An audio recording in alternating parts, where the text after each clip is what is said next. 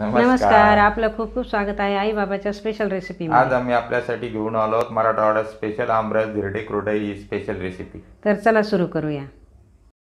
आंब्याचा सीजन सुरू झाला की प्रत्येकाला आमरसाची गोडी ही लागतेच आणि प्रत्येक जण आमरसाबरोबर कोणी आमरसपुरी करतो, कोणी पुरणपोळी बरोबर आमरस करतो, तर कोणी साध्या पोळी बरोबर। म्हणूनच आज आम्ही आपल्यासाठी घेऊन आलो मराठवाडा स्पेशल रेसिपी आमरस ज्वारीच्या पिठाचे धिरडे आणि कुरडे।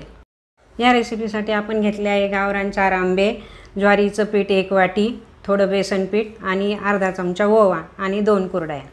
तेव्हा आता आपण सुरू करूया।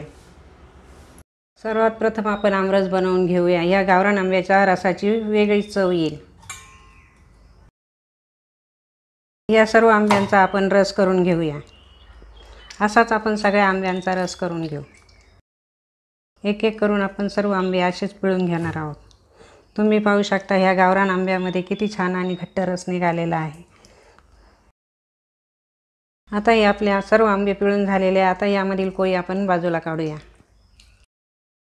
गावरान आंबा म्हटला की तो थोडा आंबटही असतो, त्यासाठी आपण यामध्ये 1 चमचा साखर टाकूया। आता यामध्ये आपण थोडं दूध मिक्स करू। यानंतर आपण हा पारंपरिक पद्धतीने रवीने रस तयार करून घेऊया।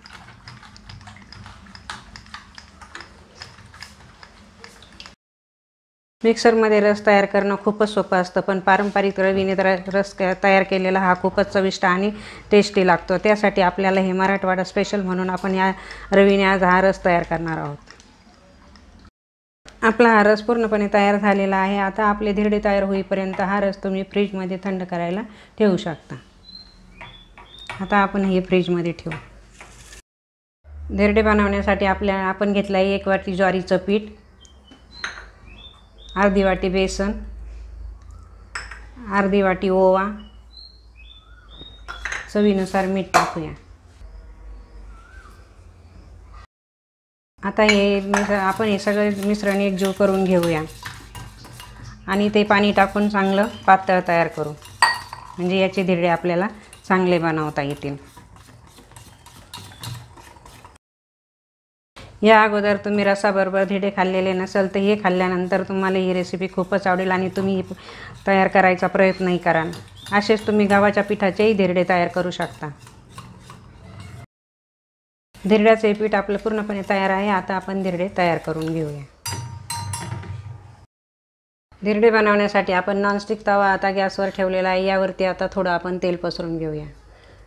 तेल चांगलं पसरून घ्यायचं आहे, म्हणजे धिरड्याचं पीठ त्याला चिकटणार नाही आणि धिरडे आपले चांगले निघतील। आपला तवाही चांगला तापला आहे आणि त्यावर तेल आता पसरून झालेलं आहे। आपण आता यावर पीठ टाकूया आणि हे असंच आपण आता सारखं गोल गोल करून फिरवून घेऊ।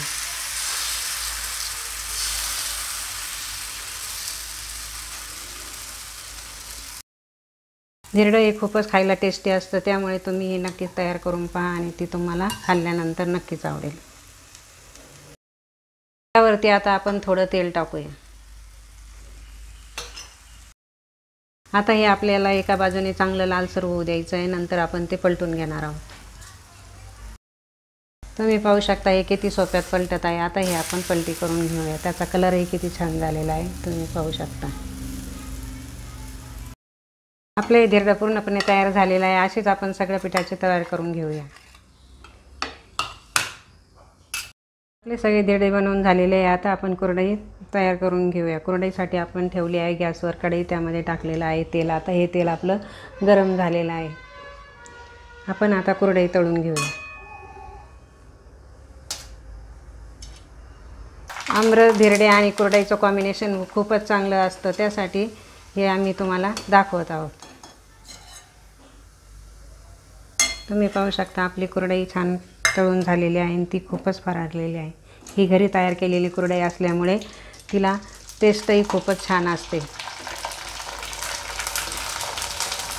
तुम्ही पाहू शकता आपली कुरडई किती मस्त फरारत आहे।